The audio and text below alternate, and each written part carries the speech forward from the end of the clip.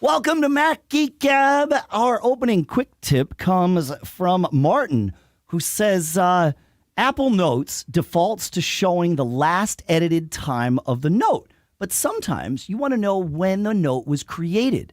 On the Mac, on iOS, and on iPadOS, tap the edited time at the top of the open note, and it changes to show the created time. Tap it again, and it changes back to the last edited time. More tips like this, plus your questions answered today on Mac Geek Gab 964 for Monday, January 16th, 2023.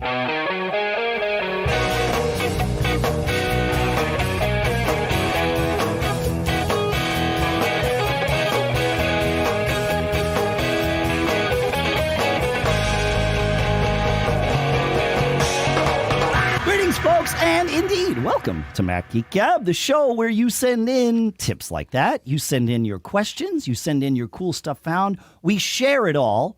We try to answer your questions. Sometimes we have questions of our own. Sometimes we have tips and cool stuff found of our own. The goal is we put it all together so that we can each learn at least 5 new things every single time we get together.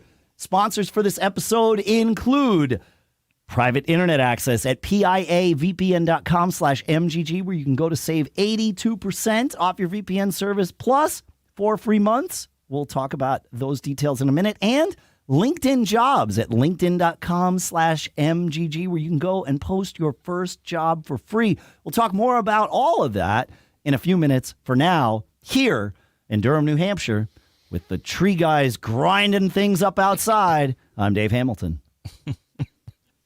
And here in Fairfield, Connecticut, where they're still doing construction across the street from me. They're out to get us, man. Love it. Yep, making that noise. In Fairfield, Connecticut, this is John F. Braun. In here in Lee, New Hampshire. And I've got a respite for a day. They were supposed to be banging on my roof this morning, but they're not. So in Lee, snowy Lee, New Hampshire, it's Pilot Pete. Good to be back with you, gents. It's good to be back. And it seems like at least you and I brought home an additional souvenir from CES, Pete. You know, yep. At least this year, I know the name of my CES crud, the CES whatever it is. So there you go. It'll end soon. I seem to be doing all right, but man, I can hear that thing grinding outside. I apologize, folks. They weren't supposed to be here for a couple hours, but when the tree guys come, you let them do their job. Because otherwise they might not come back. Wayne is going to help make this valuable, though. He has a fantastic tip. He says, I'm a blind Apple user and came across this tip that may be of use to anybody who wants to create a spreadsheet from a particular list of contacts. Open a blank numbers spreadsheet. Select the contacts that you want to have in the spreadsheet. If you want all the contacts in a particular group, just press Command-A to select all. Then drag the selected contacts from the Contacts app into the spreadsheet, and they will be imported into the spreadsheet with each field in the contact put in a separate column. You can then quickly omit the columns that you don't need, add other information that you might want, sort, etc. But it pulls all of it in a column format, all split out. So I had no idea. I love tips like this. Love it, love it, love it. This is why we do this show. It's one of the things that I love about doing this show. Yeah, so. That's a great tip, and then you can sort it. Obviously, once it's in an Excel spreadsheet, exactly, alphabetically, something like that. But, yeah. But just as long as you're talking about contacts, the other thing I'll tell you I do, Dave. For instance, we send out a little something to the people that appear on our show, and so on So There I Was. So There I Was. Yeah, sorry, not on this show. If you're here, you get nothing. That's right. and you will like it. That's right. But so we sent something out. Well, I put that in there just in the notes. Hey, it was sent, and then I can go back and do the search field and go, hey, sent, and it all comes. What I send them, it was sent. I just put that in the search field, and all the people to whom I have sent it comes up. So you can search for, something that you've just put in the note about the. That makes so treating the notes almost like a tagging feature, right? Yes. Like if you're consistent about what you put in there, then you can search for it. That's a good idea, man. I like that. That's good. Hey, Terry has a quick tip for us. It's actually a YouTube video. I'm going to play the audio of it. Well, if you're watching this on any format where you can see the video, then you're going to see the video as well. But I think the audio from this works on its own. Terry has an answer for something we helped to create, a problem we helped to create last week. We talked about how on the Apple Watch you can create multiple timers. Well, the problem is, as you start creating more and more timers, as you create custom timers, they don't leave. They stay in your list. And there is no obvious way to delete them. Terry has a way to help. Hi there. We're going to take a look at an interesting problem that may be bothering you on your Apple Watch. If we open the timer, you may see stacked up timers you've run recently that have nothing to do with what you're doing right now. And if you try to swipe to the right on one of those to clear it, you get the opportunity to favorite that and no opportunity to delete it. So play along with me for a minute. I'm going to swipe that one and favorite it. Swipe the next one and favorite it. Swipe the next and favorite it. And swipe the last one I've got currently out there to favorite it. And now they're all up there favorited. Now, stick with me, swipe those, delete. Swipe, delete. Swipe, delete, swipe, delete, and now all of those pesky favorites are gone, and you just see custom and the pre-builts. Hope this helps.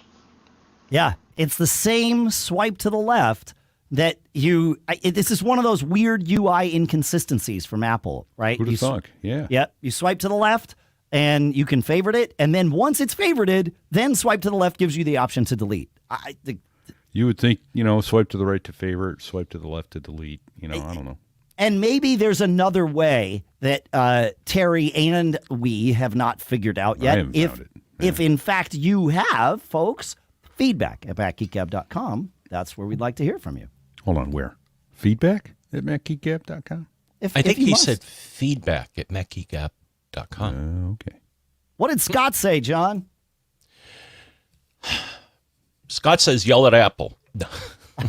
Well, yes. Now, here's what Scott says. Apple. I am sure you have seen the requiring notification about background items being re-added. And yes, I have one right in front of me, Dave. Login item added. Thing will automatically open when you log in. You can manage this login in login settings. And this is new in Ventura, these things. Yeah, and another alert that you'll get, and he put in a screenshot, background items added is another one that you may see. And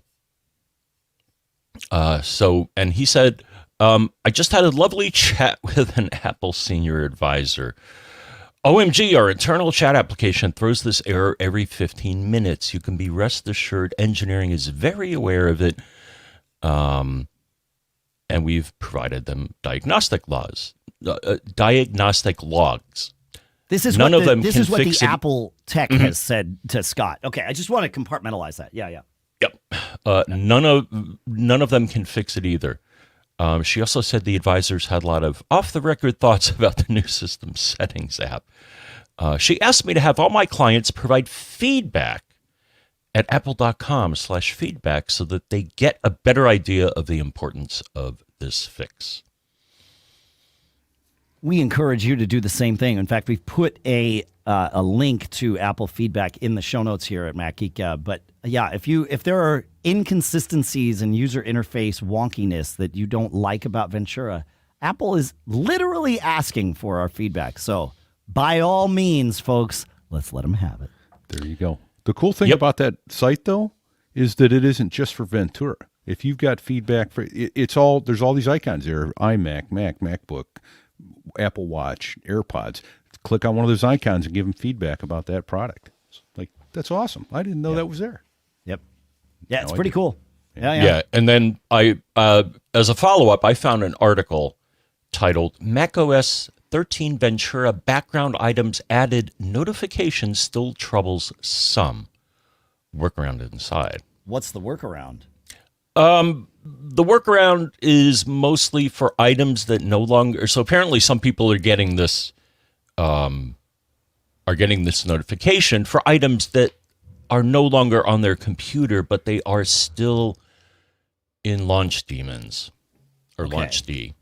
Got it. And he gives the path where you can reduce the number of these notifications that you get, especially if they're ones that don't exist. But if they're like erroneous or something. Oh, nice find. Yeah, that's good. That's good. All right. Yeah, Steven, man, that tree noise. I'm going to stop talking about it, but please know, folks, I hear it too. Yep, drives me probably crazier than most of you. And today's just not a day where I want that fever and high pulse rate and feeling foggy and trying not to cough. It's like one more thing. All right. Steven shares a note from ExpressVPN support. We talked a few episodes ago about how the having some VPNs enabled on some of our devices for some of us made things like AirDrop and even wireless CarPlay not work. ExpressVPN support, and it turns out it's mostly limited to ExpressVPN users. ExpressVPN support says to open the ExpressVPN app, tap Options, go to Settings, and disable network protection. This is the thing that makes sure that you're not leaking your IP address to local devices when and that can be a good thing, but it also means that your local devices, aka other AirDrop devices and CarPlay, don't see you. So you need to disable that particular feature with eVPN. We haven't experienced that with other VPNs, but thank you for that, Stephen. I appreciate you sharing that because that's important. That's important. Have you guys run into this at all with any of your VPN stuff? I use PIA. That's what I used last week in Vegas. So yeah. I found a thing recently. I like audio quality, as I might have mentioned during this episode once or twice already, and Apple Music has a lot of their library in Dolby Atmos. And if I listen with my AirPods, the versions of AirPods that are capable of doing spatial audio, you get the whole spatial audio thing. And it started hitting me. I was like, I have a Sonos Dolby Atmos setup in my living room. Can I play Apple Music with Atmos there? And the answer is yes, but not the way that you would think. Because I thought if I just played an Atmos-capable track on my Sonos Arc in the living room, that it would do Atmos. Nope, doesn't do that. However, if I play that through the music app on my Apple TV, then it will play the Atmos through my speakers. So thinking about it in abstract terms, the music, quote-unquote, app for Sonos, the inbuilt integration, does not yet, and I say yet with hope, not with any knowledge, but does not currently support Atmos. However, the Apple TV music app does currently support Atmos, and so if you are playing it out to a speaker or set of headphones, that supports Atmos, you will get Atmos sound from the music app on your Apple TV. And it makes a huge difference with some tracks. It's pretty cool. One song I highly recommend listening to in Atmos is The Doors' Riders on the Storm. You will hear, just as the song's like starting out, you'll hear Jim behind you whispering things. It's weird. It's like, it's a little bit creepy and really cool. So, yeah. I don't know. That's awesome. Yeah. As you talked about that, I wonder, does Spotify have an Apple TV app? I believe Spotify has an Apple TV app. Does Spotify have Atmos? I should test that. Well, I do not know. Yeah. Spotify Atmos support. I'm looking here. Does Spotify offer? No. As of, that was 2 years ago. That doesn't really help me, does it? I don't know. I should test this, but I'm not seeing anything. Like, I'm not seeing a string of articles about how great the Atmos is on Spotify. Yeah. So Yeah. In fact, there's a post from December in the Spotify community forums where people are requesting that they add lossless audio and Dolby Atmos, which are two things that Spotify does not have. So, or at least didn't have as of December 7th, 2022. So my guess is it's still a no. Yeah, exactly. Well, you guys know we just got back from Las Vegas. We were at CES. We were on all kinds of different Wi-Fi networks. We were on all kinds of different cell networks. And the one thing I can be sure of is that none of those people know what I was doing and what sites I was visiting when I was on those networks, because I was using one of the best VPNs out there and easily one of the most affordable ones I've seen, PIA. PIA stands for Private Internet Access, and they take privacy seriously. Not only does PIA hide your IP address, it encrypts my entire connection. And this protects my internet activity from everyone. My internet provider, network admins, or any hackers out there just itching to steal my most sensitive info. And PIA is the world's most transparent VPN. They never record or store user data, and their no logs policy has even been verified in court. Also, endless entertainment options. Not only does PIA work with all the major streaming services, but it's one of the few VPNs that supports P2P file sharing, so you can download just about anything. You get your own dedicated IP for 100% anonymity, and it's available for all platforms across all your devices.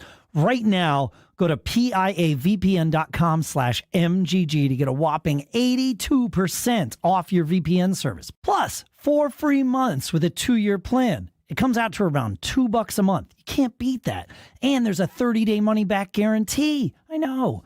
That's piavpn.com/MGG for 82% off private internet access. piavpn.com/MGG. And our thanks to PIA for sponsoring this episode. As a small business owner or hiring manager, you know that success in 2023 all depends on the team members you surround yourself with. That's why you've got to check out LinkedIn Jobs.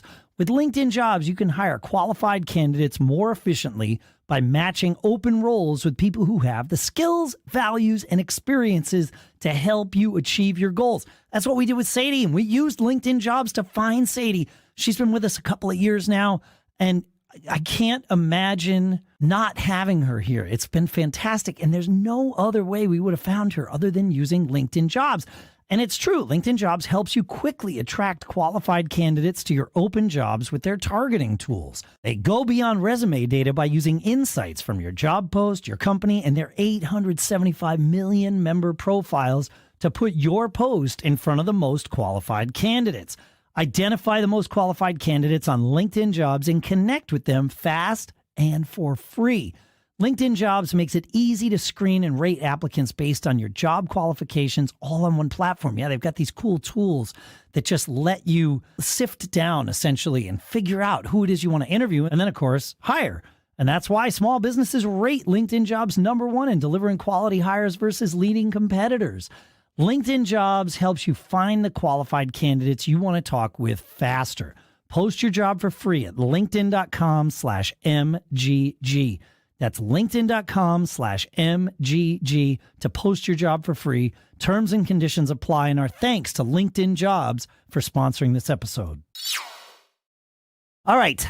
In the last episode, we had an unplanned and tangential conversation about things that the USB consortium or the USB Info Forum has been up to, the new developments. And I was wrong, John, and I'm happy about this because it means that there are some good things.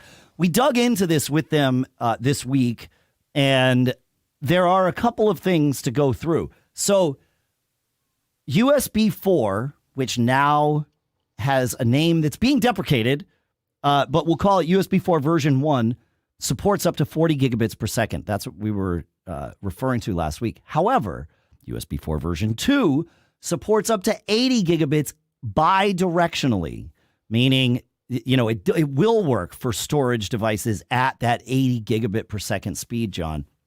And there's even a way of getting it to support asymmetrical speeds, like it'll do 120 gigabits per second in one direction and 40 gigabits in the other in certain circumstances. I don't know what those would be, but that is a capability there.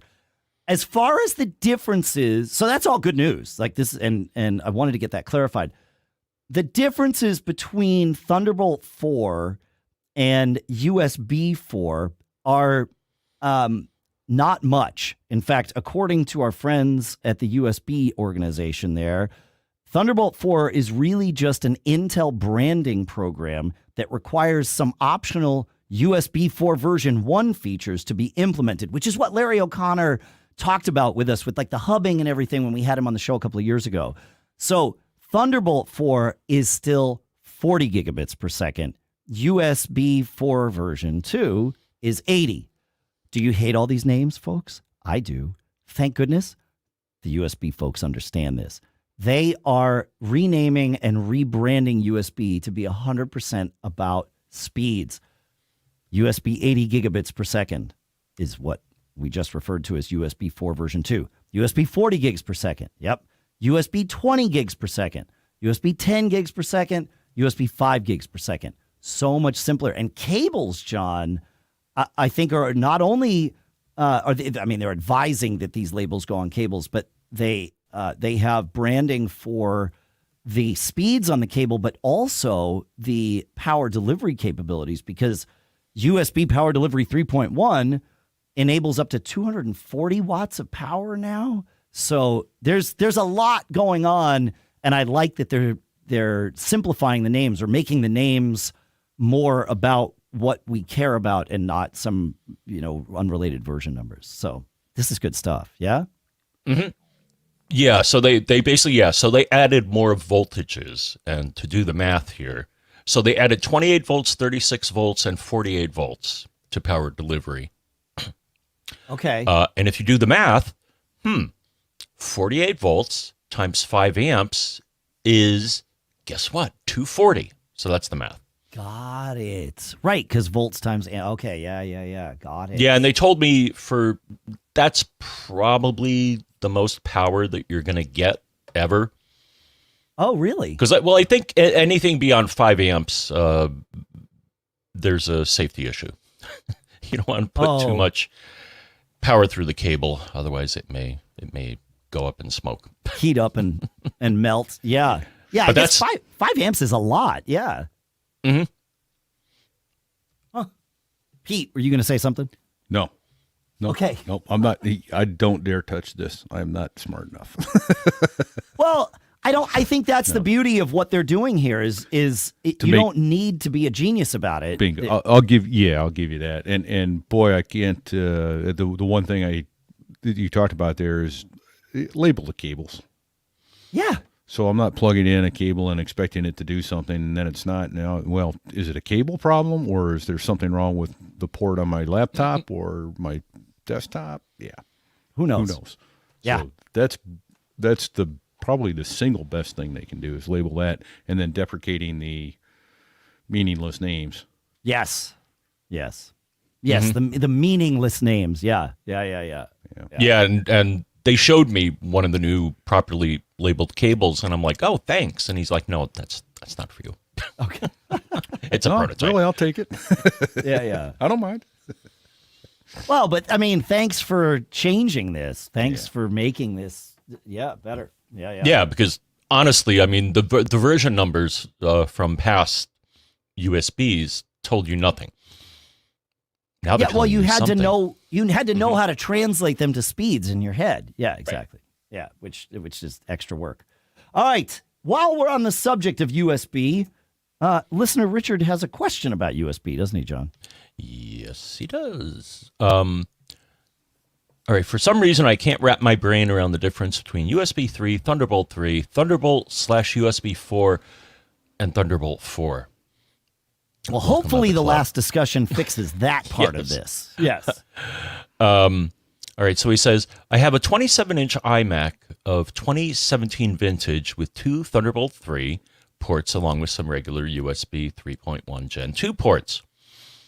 I have a new 24-inch iMac 2022 with Thunderbolt and USB-C ports. I just bought a new OWC Thunderbolt dock to expand the 24-inch, so I think I'm set there. I would agree. The issue is the 27-inch. I have a few USB items like printers, keyboard, chargers that are filling up the USB 3.1 ports. I want to plug in my backup drives, one for Carbon Copy and one for Time Machine. Both are USB 3. Can I buy a USB 3.1, a USB-C cable or adapter to use those drives and ports on the older Mac?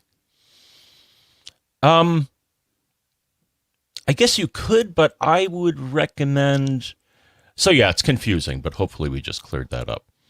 But yeah, he's right. So the iMac 2017, you have 2 Thunderbolt 3 ports, which can go up to 40 gigs, and 4 USB 3 ports, which can go up to 5 gigs. I would do one of 2 things. So one, so I'd get a hub, or I guess we could call it a dock. So I found one item, Anker USB 3.0 7-port hub with 7 ports. So that is one choice. My only concern with that, Dave, is that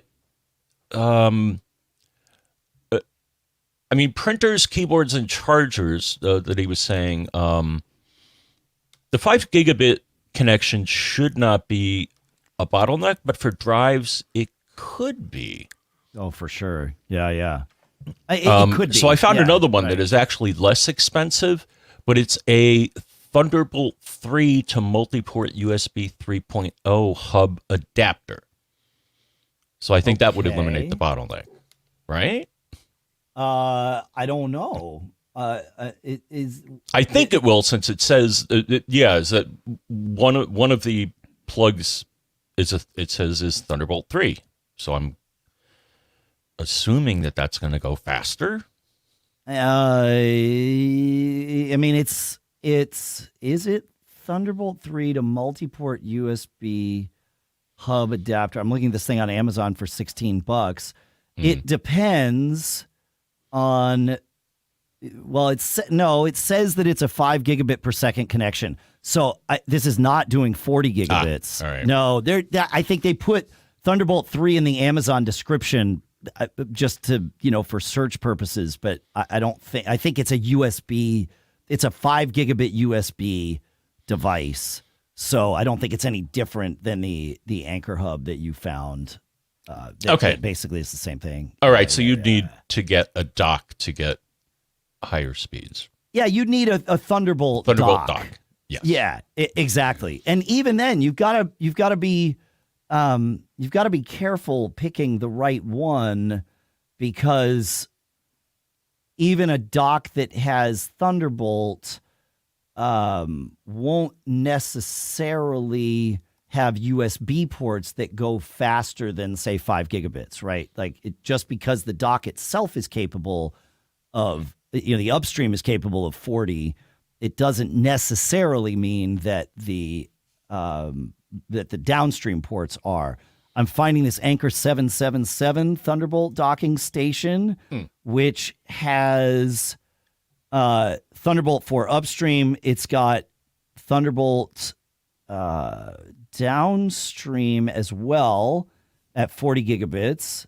And then I'm looking to see, it doesn't have any, it has a USB-C PD port, but I'm not sure of the speeds on that port. So it's a tough thing to find. You've got to really dig into the specs of each of the devices that you're getting to make sure they're, like, I know one of the Anker hubs, because I have it, has a 10 gig USB-C port on it.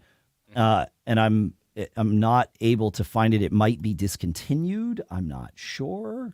But OWC's Thunderbolt hub definitely does. Or Thunderbolt dock, sorry. Their hub is a different thing. But the OWC Thunderbolt 4 dock has a USB-C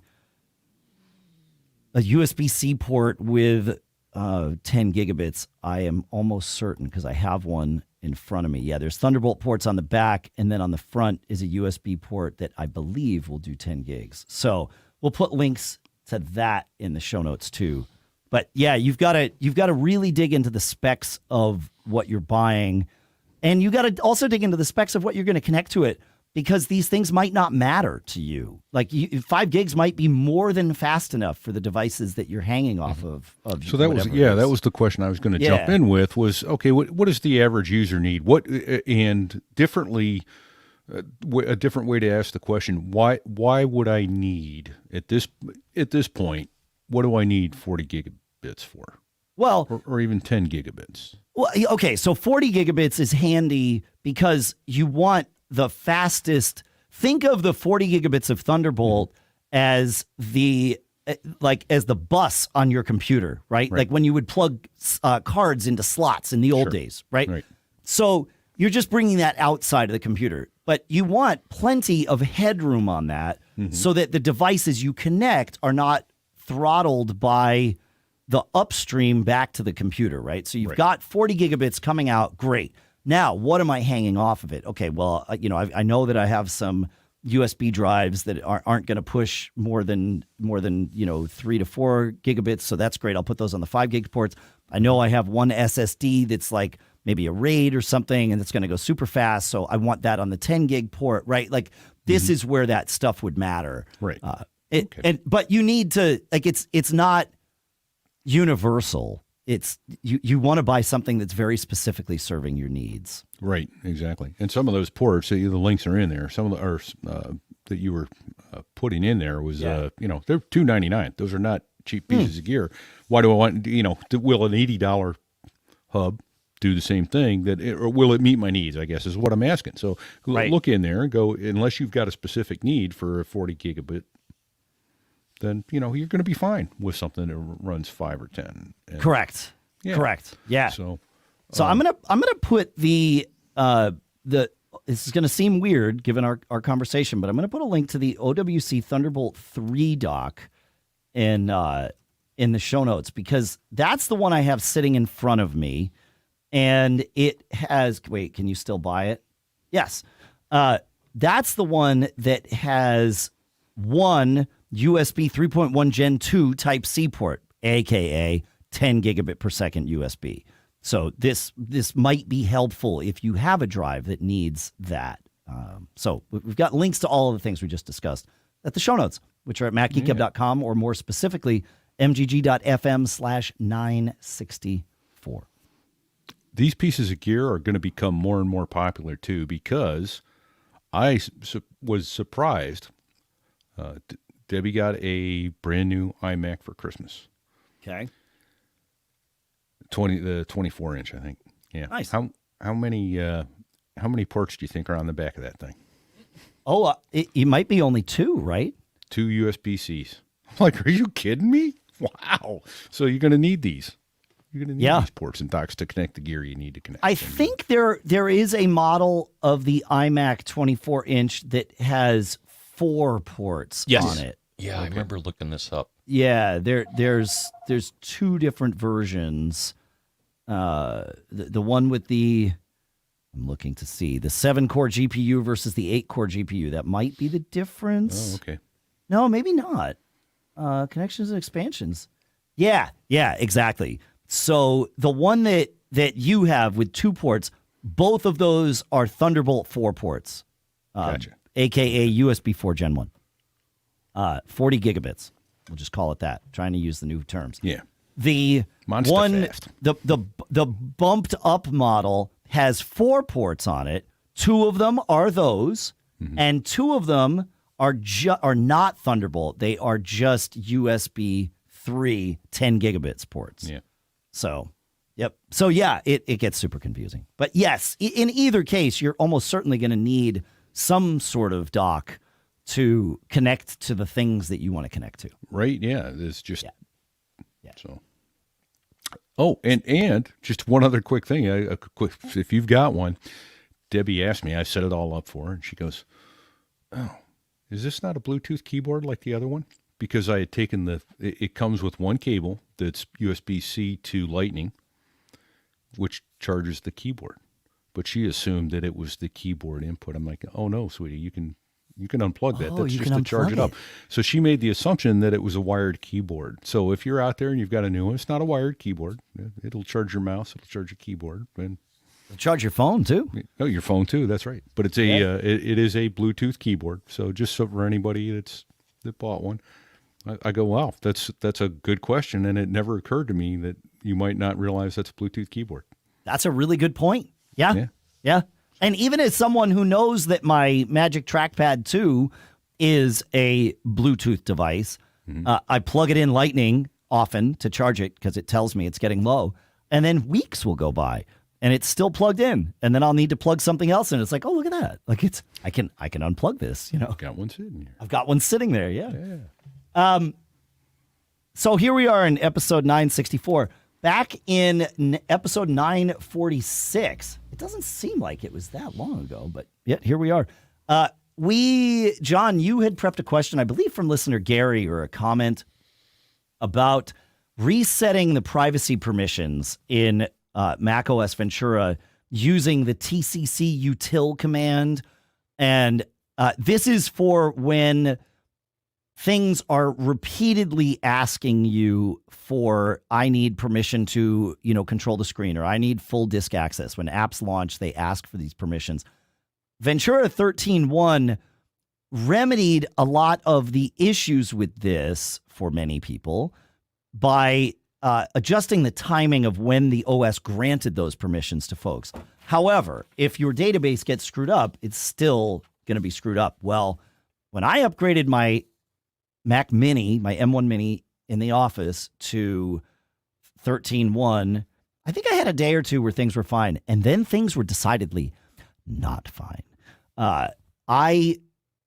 It was constantly asking me for these permissions, and I could not grant them to them. Normally, if something wants permissions to control the screen or full disk access or whatever, it'll tell you, open up system settings, go into privacy, and find the section, the accessibility section, or the full disk access section, and slide the slider for my app from off to on. There was nothing listed there. Like many of those, not all of them, but many of them, including accessibility and full disk access, the ones that mattered the most for me, were blank. Like no apps listed at all. I couldn't do anything. I couldn't add an app there. Nada. And I was like, oh, this is not what I have time for today. But I remembered, we talked about this. So I went to the terminal and I did the command, which I'll put in the show notes, sudo tcc reset all. Did not help. Didn't fix it.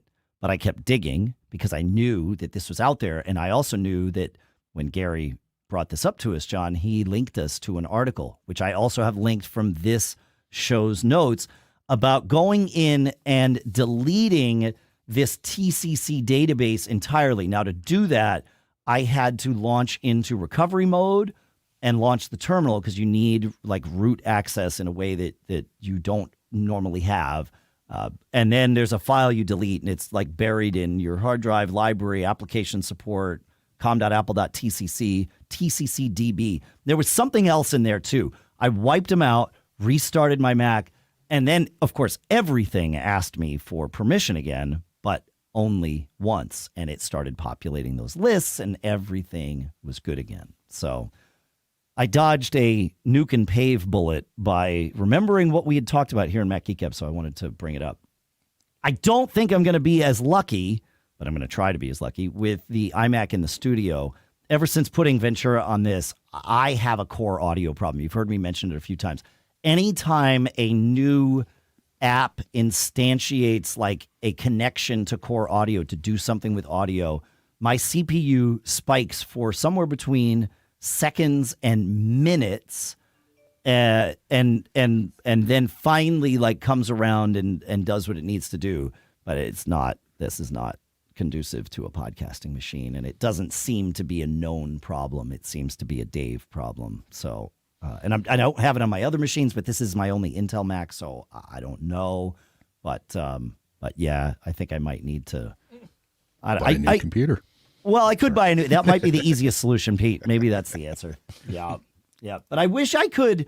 I might ask some friends who are more intimately involved with core audio than me if there is a way of just saying, hey, can I punt on just core audio and sort of start that from scratch? Because that might be my answer here. Yeah. I don't know. Yeah.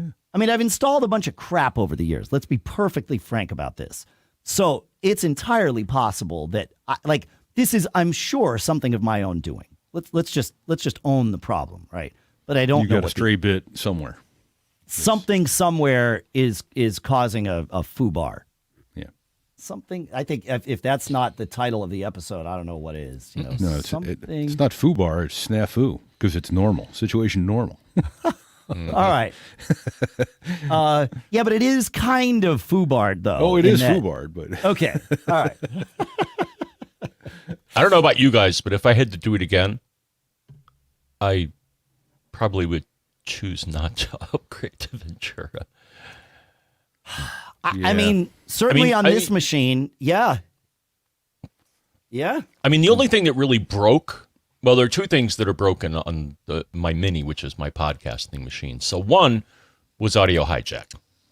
It's like, nope, won't work. Well, wait. You had an old version of audio hijack. Audio hijack works fine in Ventura. You just needed the current version of software. I don't blame Ventura for that. I don't blame Rogue Amoeba for that. That's just a normal progression of things. I just wanted to interrupt because I don't want people to think that there's some incompatibility. There's not. You just have to be running AH4. Yeah. Well, right. Yeah, but the prior version wouldn't work. So sure. But that's normal. All right, thanks for making that clear. Yeah. And then the other thing, and I have to fix this, is Carbon Copy Cloner is complaining. It's blinking in my menu bar. Oh. Saying all tasks are disabled, and I have to figure that out. Well, Time Machine is working, so I wonder know. I mean, have you gone into it to see why the tasks are disabled? Not yet. Usually that only happens, I don't want to say only. When I've seen that happen, it's when a drive's details have changed. The UDID or UUID, whatever it is of the drive, or the name of the drive or something like that has changed. But it likely is just as simple as going in and re-enabling those tasks. It's probably just saying, hey, whoa, I noticed a change. You need to acknowledge this. Unless it's exactly the same problem as audio hijack. Are you not running the current version of Carbon Copy Cloner? And if you're not, then, well, that would be the issue. Yeah. Okay. So, well, I'm not going to take care of it now. Yeah, Carbon Copy Cloner 6.1.4 is the version I'm running. If that helps you in your endeavors here.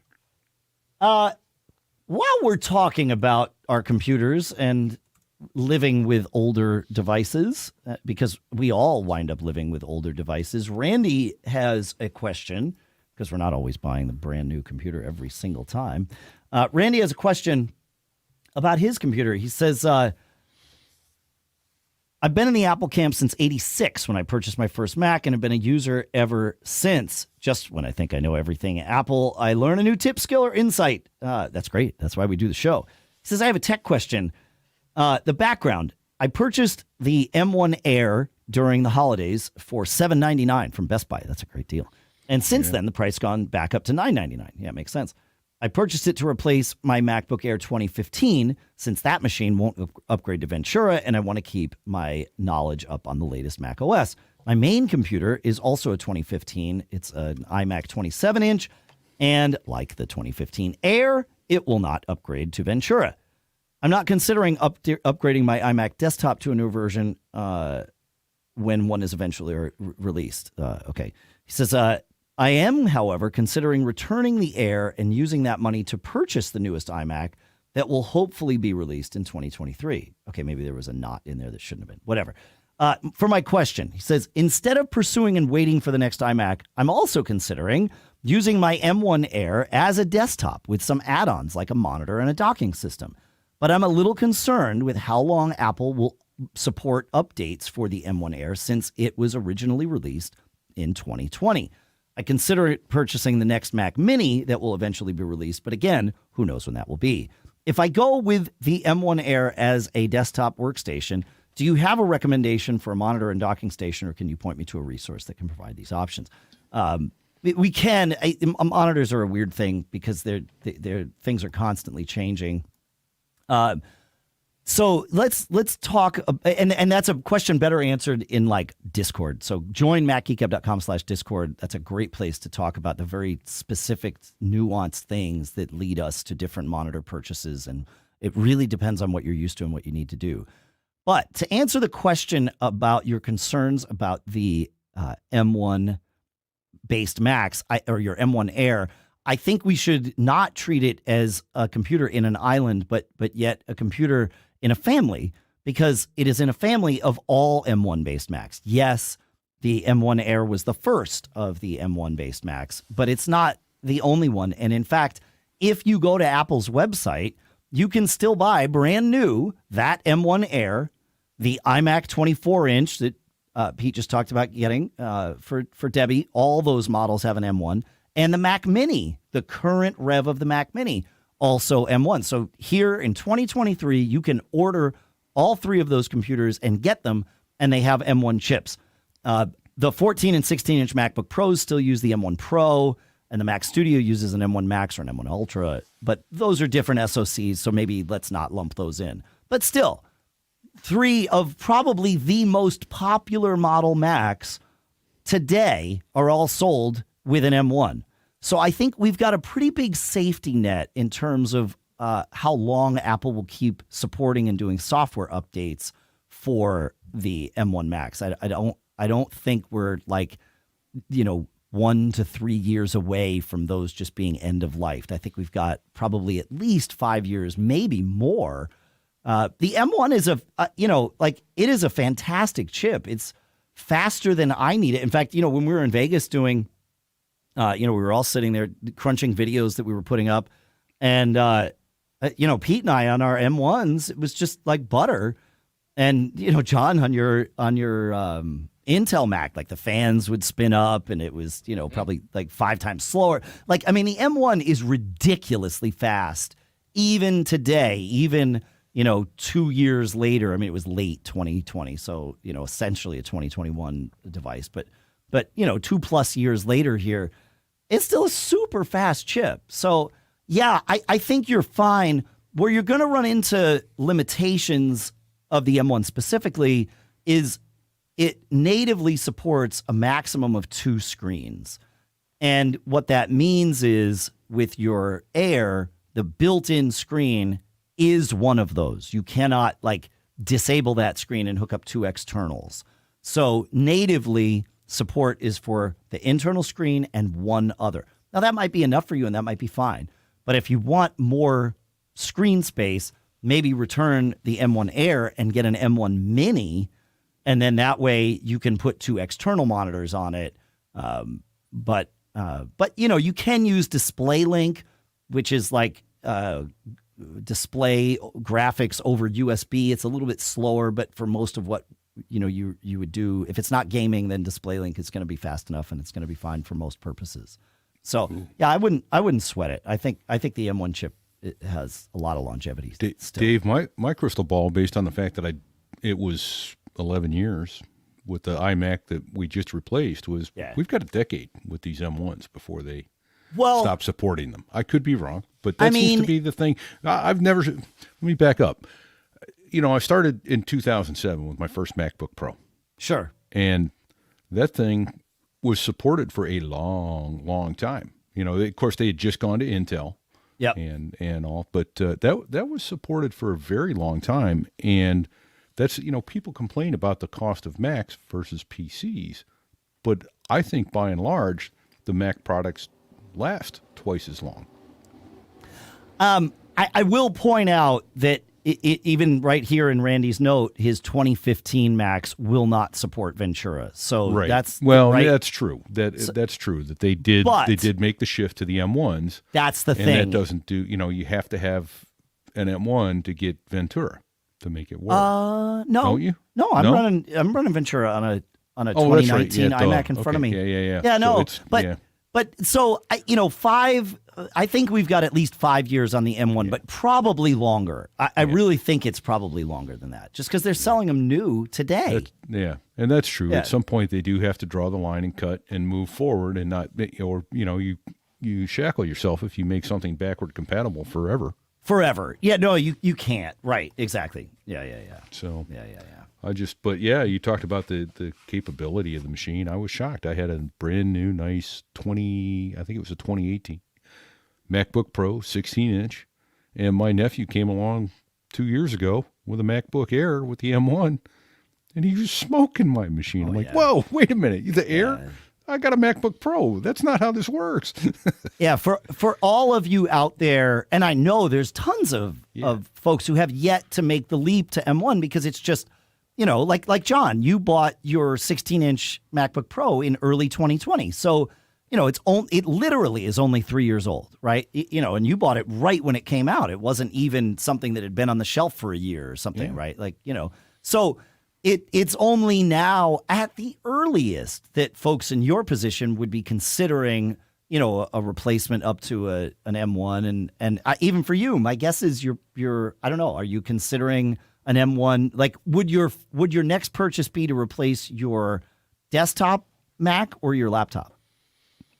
I'm probably going to do both. Well, there you go. That's the way. Attaboy.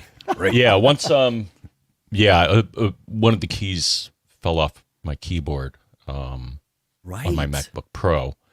So I got to get that fixed. But once I get that fixed, then get AppleCare, folks. Right. Well, and you'll have a 90-day warranty beyond, because your AppleCare, I think, ends at the end of the month, right? But you'll have a 90-day warranty, at least on the keyboard, because of that repair happening now. And so, right. So once I that's a fix the thing to sell keyboard, it then I'm probably going to trade it in. Yeah, or sell it on the open market, right? Like you'll get more for it because you can sell it with a little bit of a warranty if you want to go through that hassle. And I totally get that sometimes it's easier to just Here's something interesting the genius told me, which I did not know. Maybe you knew about, but he's like, "Oh, you can extend AppleCare now." I'm like, "Really? Really? Yeah, I don't. That's what the genius told me." Huh. See, I thought that was just my car when the guy was calling me yesterday and the day before yesterday. Or your car warranty. Yeah. I keep getting calls about that too. Extend your AppleCare Plus coverage. Well, I mean, if I knew about this, I forgot about it. If you paid up front for an AppleCare Plus plan for your phone, you can purchase new coverage that renews monthly or annually. If you paid for a Mac, you might be able to purchase new coverage that renews annually. Oh, yeah, look at that. Purchase new coverage within 30 days after your original coverage ends. To find out if you can purchase the new coverage, go to mysupport.apple.com and follow the on-screen instructions. Your plan coverage may continue beyond 24 or 36 months until canceled. Fascinating. Huh? Interesting. That's great. So is it worth it to John to either sell that machine this month and give the new owner the opportunity to buy, the extended AppleCare, or are you even better off doing the 1-year extension and selling it with a full year of AppleCare? You got to balance the headache of going through all that with the benefits on the sale, but yeah, I'd be more likely to buy one that has a warranty on it. 100%. You can buy it and then try and get the warranty. Maybe not. I don't know. Maybe. Right. Yeah. So, yeah. And then, and John gave the advice, get AppleCare. I generally do on my iPhone and on my laptop. I never do on like the Mac Mini. Okay. It's sitting in one place, but I'm more likely to damage my phone or my laptop, I think, than my Mac Mini. All right, and John, what do iMac. you put AppleCare on? I've never put it on a desktop. I've always put it on my MacBook Pro, and I've never gotten it for my phone. So I say I've always. My intention is to get it for every Mac that I own, and I've never done it on an iPhone or an iPad. Interesting. Okay. Yeah, just because it's pretty expensive on the phone, and so I never. We insure ourselves. We self-insure, right? Because Yeah, sure. like you, I've got 5 people in my family for whom I'm in charge of buying their phones. As the kids move out of the house, that will hopefully change. But at least with the current round, that's how it was. And so to pay for AppleCare on 4 phones simultaneously was a huge $1,000 almost. Yeah. Correct. And so Yeah. it was like, well, I'm going to hedge my bets and assume that at most one of us will break our phone in any given cycle. And as it's turned out, it's only been one of us every few cycles that's broken the phone. So it's worked out better. But it's that's an eyes wide open scenario. I realize we could all break our phones next week, and hang on 1 second. Yeah. Just need to knock on some wood. There you go. But I put it on my iMacs and my Mac Mini. I put it on my desktop machines because those machines are no different than laptops in terms of the complexity of repairing them. Mm-hmm. They are flat little things. They are built in layers. Their heat dissipation isn't necessarily great. And like buying on all of my iMacs has paid off substantially. Interesting. Okay. Yep. Well, Yep. I may still be within the window to be able to put it on Debbie's iMac. But I screwed up. I completely forgot that we went through a shuffling of laptops a couple of years ago where I had my M1 Air, and then I got the M1 Max, whatever it is, M1 Pro Air or M1 Pro, and I gave the Air to someone here. I can't remember. Maybe my daughter. I think my daughter. And I put AppleCare on the new Pro, and then I was like, this is too much machine for me. I really like the size of the Air. So I gave that Pro to my son, and I bought another Air for me, and I neglected to put AppleCare on the Air that I use. And so that was a mistake. Like, that was not intentional. So I'm just, whatever. I'm rolling the dice. And now, I remember years ago, you used to be able to buy discounted AppleCare. It was like on eBay or something like that. Is that over with? That's done. You could buy it sometimes from Small Dog Electronics. Small Dog, that's who it was. And you could buy it on eBay. But when AppleCare Plus was rolled out, that all went away. Okay. So, yeah. Yep. That's too bad.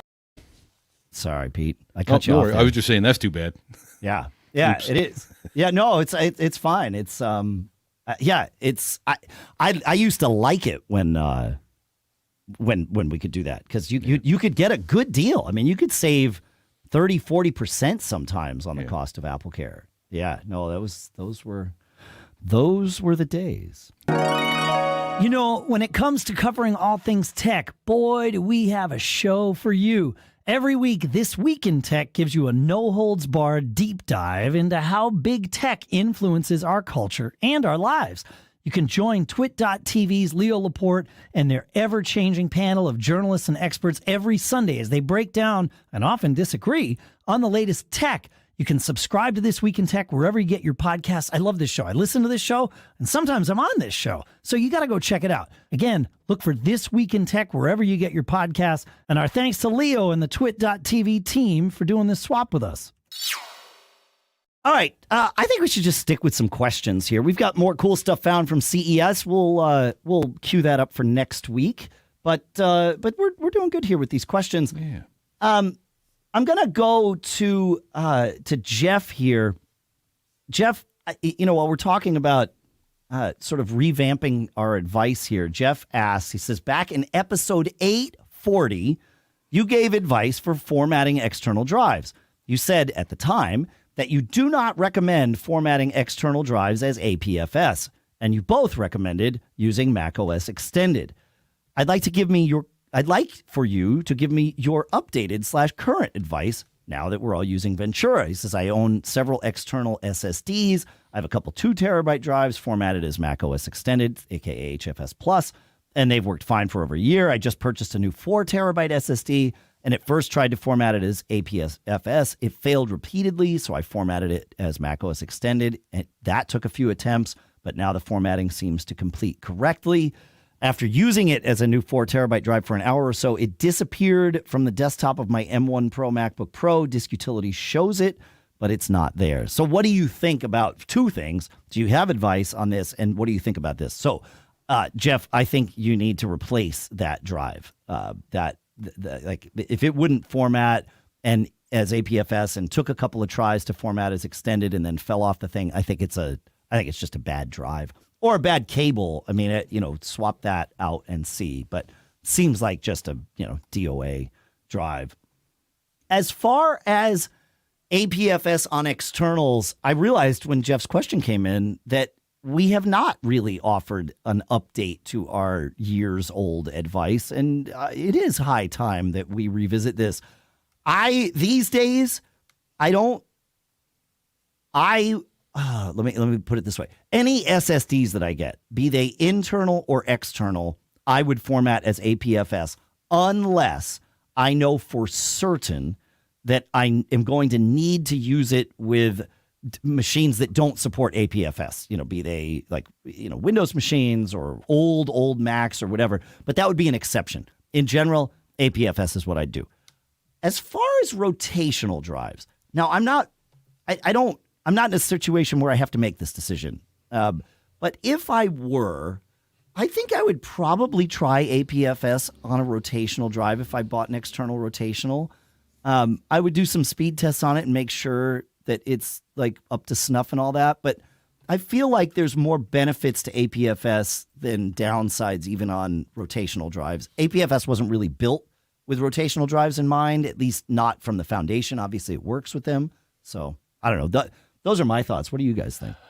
I did an experiment a while ago formatting an external drive, I think an SSD.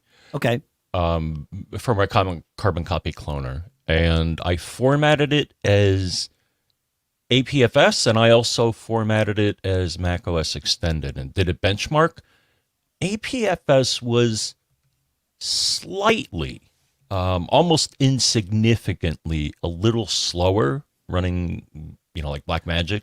That's typical. That's normal. Yeah. That APFS is slower, but it has all of the the snapshots and all of the other advanced things that, like you said, it might be insignificant. Yeah.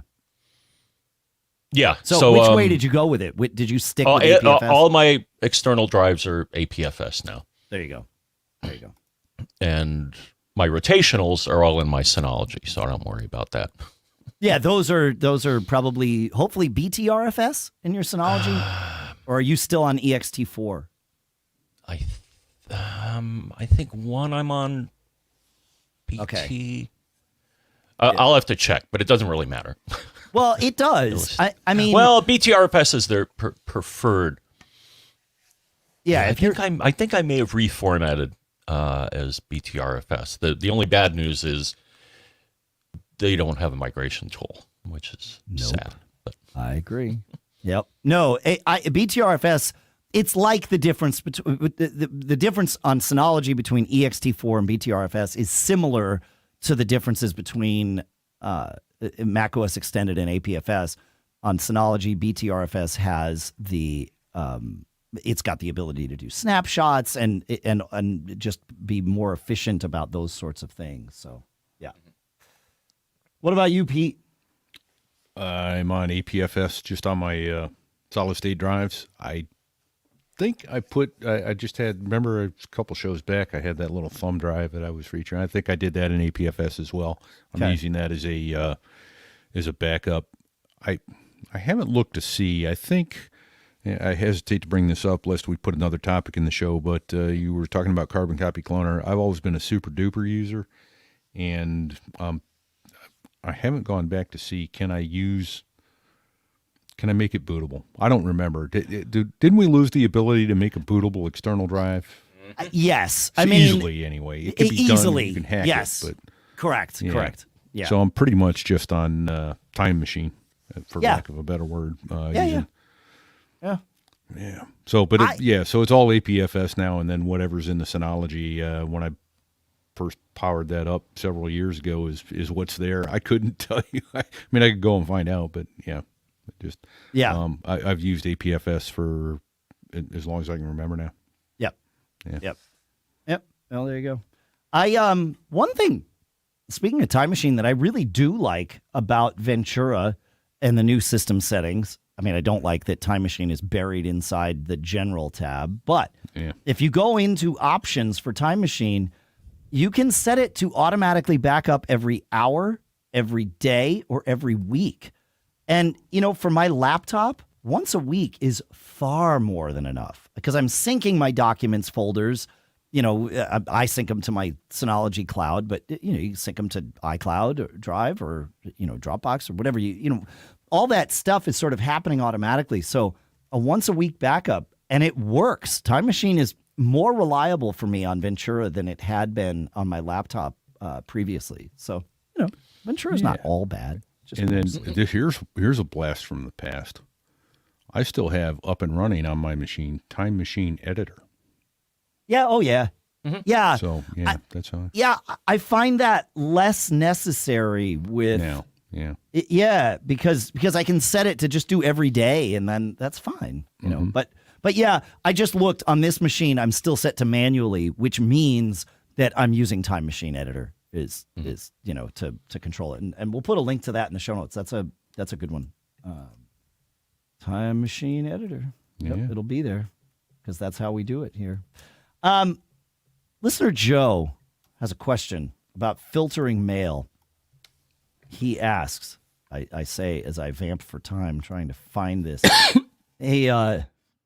Watch that mute button. He says, I install the home security camera system at my home, and I get image snapshots automatically sent to an email account I set up just to receive this data anytime someone approaches my front door.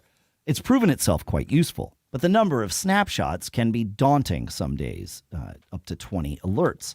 You should see my inbox. I don't want to turn it off because it's proven itself to be the best way for me to know what day or time to go back and check video footage. All right. I guess because I'm filtering it on the front end. The motion detection of the system works pretty good, but it doesn't tell me if an alert is worth checking out. Fair. Now that I've laid the groundwork, here's my macOS question. I set up a macOS mail filter to automatically move these alerts to a filed mailbox so that my inbox isn't inundated. It works fine on the Mac. But I noticed that I cannot filter these alerts to that mailbox when I'm checking mail on my iPhone. Today, I realized that's because I'm using iMac, and when my macOS mail account is open on the Mac, the snapshots are moved because the filters are running. So I thought, why don't I just keep the macOS mail app open all the time and let it do its filtering all the time? Are there any risks or consequences of doing that? For what it's worth, I automatically reboot my Mac weekly to keep it running smoothly, which didn't seem to be the case before the weekly reboots. I agree. There's a tip for you. Make sure you reboot your Macs weekly. And you have to, if you want to do that now, if you want to configure that to happen automatically in Ventura, you have to do it from the terminal because they've removed the user interface for it. All that said, I've experienced similar things for similar reasons. And I would say there's nothing. I leave mail running on my Mac all the time.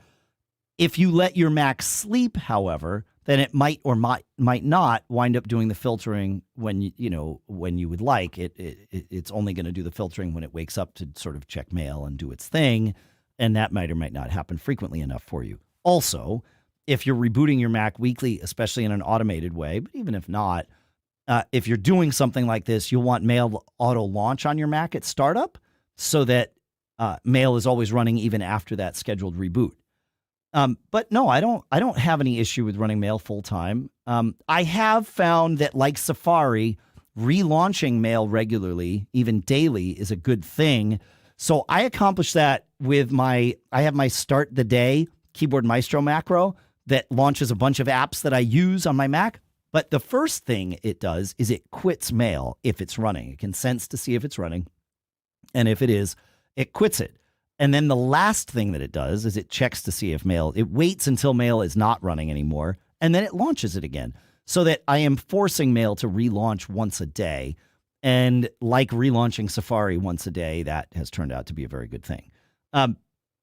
So we've answered, or at least I think I've answered your question. However, this is not how I would do this. There's a better way. do the filtering on your mail server. Most mail servers, including iCloud, have server-based rules. And that's going to be a much better way to do this. That way it doesn't matter if your Mac is running. It doesn't matter if your internet connection on your Mac is good. Like, all of that is irrelevant. Just let the server do the filtering. It'll happen immediately when it hits there, and then you can have it go into one of your iMac mailboxes, and you're good to go. So that's how I would approach this. I don't know. John, do you have any thoughts on this? I do the same as you. I should have server-based rules, but I don't. I have them you don't? on. Okay. No, my rules are synced across these two machines. Interesting. And, yeah, and usually my MacBook Pro is on. Yep. And it's funny because, sometimes if I'm out and about and I look at mail on my iPhone, every now and then I'll see a message disappear, and it's like, where did it go? Oh, that's right. Yeah. One of my rules just ran. Right. Yeah.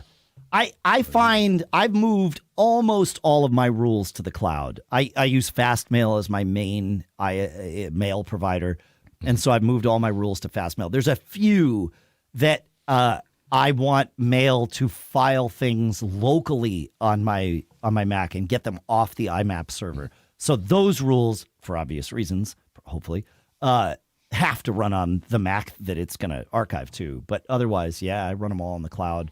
And it didn't take me long because I was like you. I mean, I had them in mail first, and it maybe took an hour, for me to replicate all those rules in the cloud and just turn them off. And then life's been grand ever since. So, any more on this one? Well, quickly, I do the as much as I possibly can at the server as well, using my mail server with my interface with my not my internet service provider, I'm blank, my web server provider. Yeah. From whom I lease that. So I do most of my mail things there for that very reason that, I want it to be on my phone the same as it is on my laptop. And so, that's the way to do it. But I did want to touch on something that you kind of glossed over, which was you have to go into terminal to reboot automatically. I'm thinking out loud here, won't shortcuts do that as well?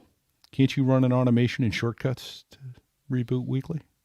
I think so. Maybe.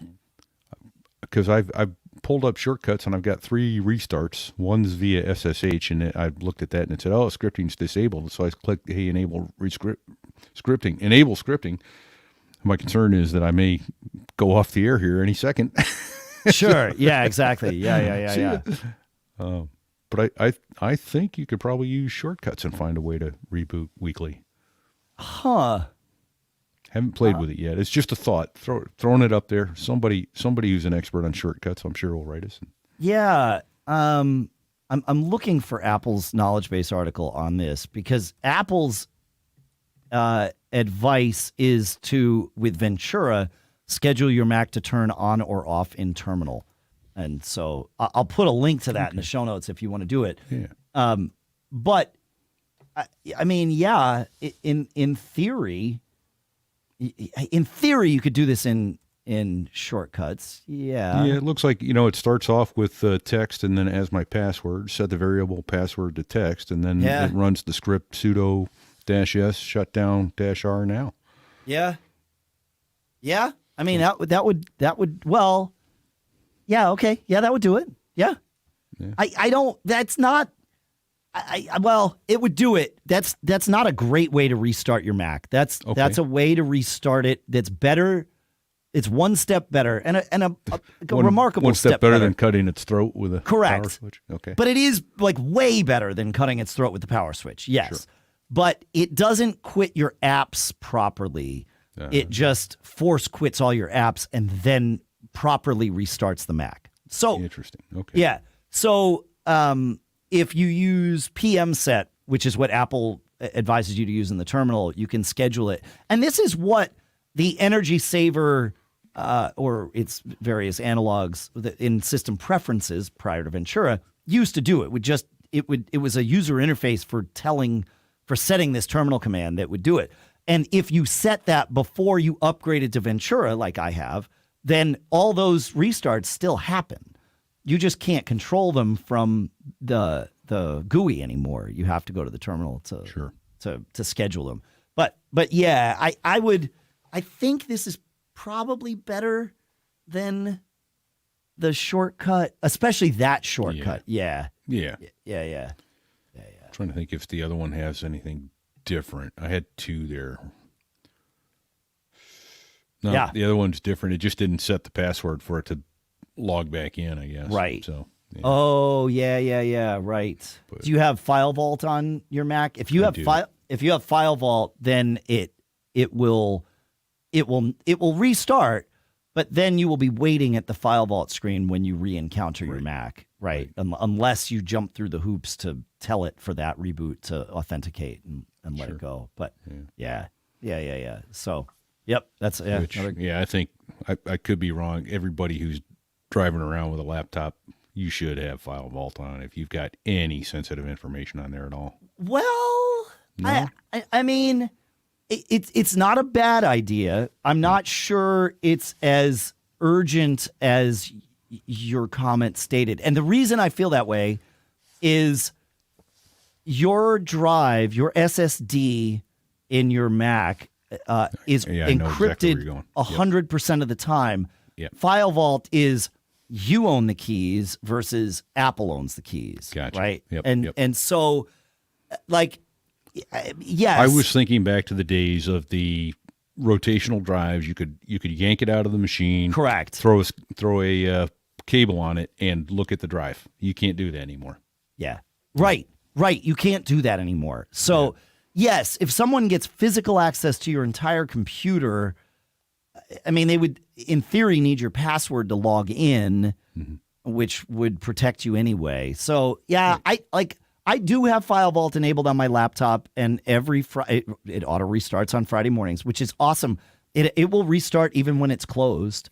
But when I wake it up, it's sitting there at the FileVault screen, so I have to authenticate as me, and then it continues booting up. But like my M1 in the office, I don't have FileVault on, so it just restarts itself. You may have put this in before, but now that we've talked about it, do you mind putting that back in the show notes, the terminal script that you run to make that, so I can grab it and do it myself? to make your Mac restart? Yeah, every Friday. Yeah, it's already there. It's in the show notes. Okay, I put a link to Apple's knowledge base article scheduling Mac. Yeah, there you go. There it is. Boy, you're fast. It's what we do, man. I know. Yeah, or not. So, it's it's good stuff. I like where today's show went. And now it's time for today's show to go. No. It's how it works. In fact, so we're overtime. I know. But we made it, despite the creeping crud. The creeping crud, yeah.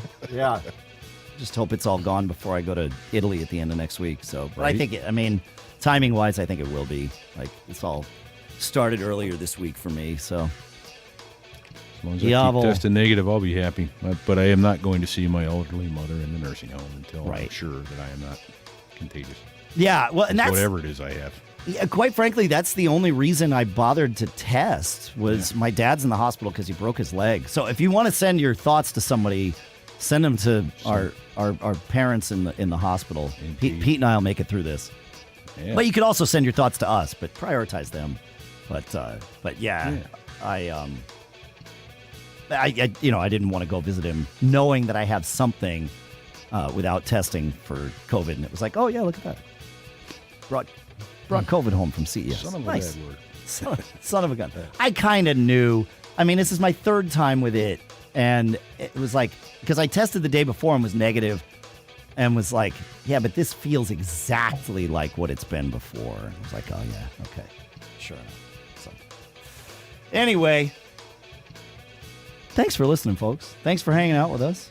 Make sure to send your thanks to CashFly. They provide all the bandwidth to get the show from us to you. Thank our sponsors by visiting them. It's really that simple. You don't have to buy anything. That's between you and them, but it's our job to convince you to visit them. So piavpn.com/MGG, linkedin.com/MGG. You can find our other sponsors and other deals at macgeekgab.com/sponsors. I talk anymore, I'm going to cough. John, what can we say to him? What can we say? Well, what I can say is I'm very sorry for both of you because it sounds like you did get caught. Don't do it. Made up.